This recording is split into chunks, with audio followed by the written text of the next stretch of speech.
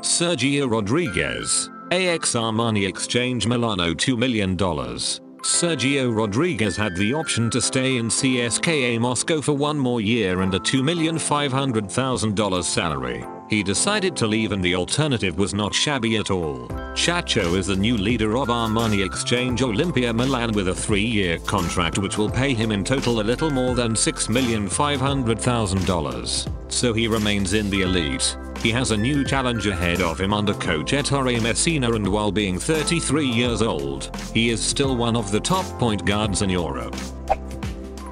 Timofey Mozgov, Khimki Moscow region $2 million. It's not a surprise that a player like Mozgov, even coming from injury woes, got this kind of money for returning to his home country, and considering the $64 million he got from the Lakers, this salary is not a novelty from him. Mozgov will have the chance to prove himself in the Euroleague and maybe try an NBA comeback. On the other hand, while we have him on the $2 million range, according to many sources, he got a little bit more than that, so he is over the guards. Sergio Llull, Real Madrid $2,200,000. The longtime star of Real Madrid will probably go down to the basketball history annals as the last big European star who elected to stay in Europe and never give to the NBA a chance. His contract ends in 2021 when he will be 33 years old, and while the idea of the NBA may still be on the back of his mind, it seems safe to say that the window has closed. Of course, if you want to keep a player like Llull away from the NBA, you have to pay him handsomely, and that's exactly the case here. Jan Vesely, Fenerbahce Beko $2,430,000. Jan Vesely managed to be the Euroleague MVP and also couldn't finish the season on a high note due to his injuries. However, he also has 2 years left on his deal with Fenerbahce, which made him one of the highest paid players in Europe.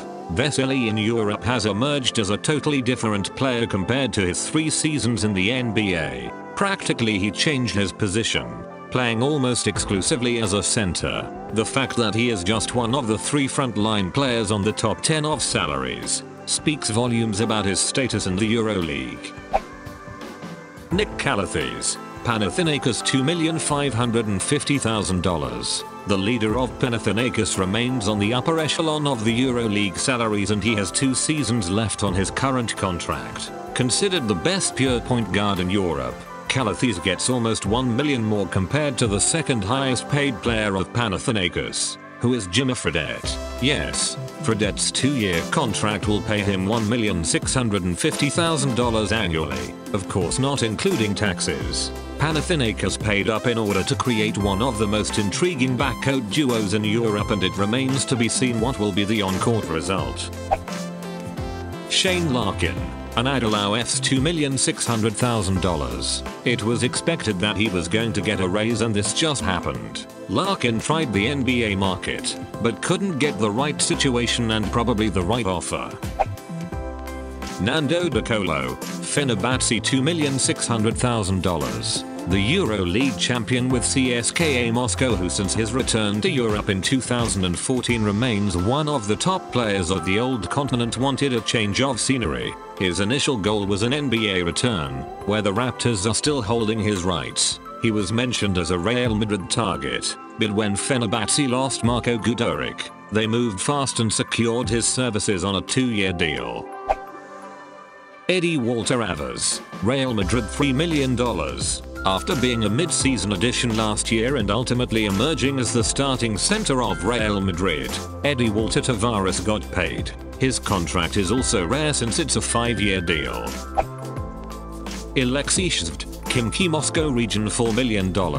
Since his return from the NBA to Khimki Moscow region in 2015, he was sitting on the throne of the highest paid player in Europe. His second contract in 2017 raised the bar even higher, only beaten by number 1 on this list.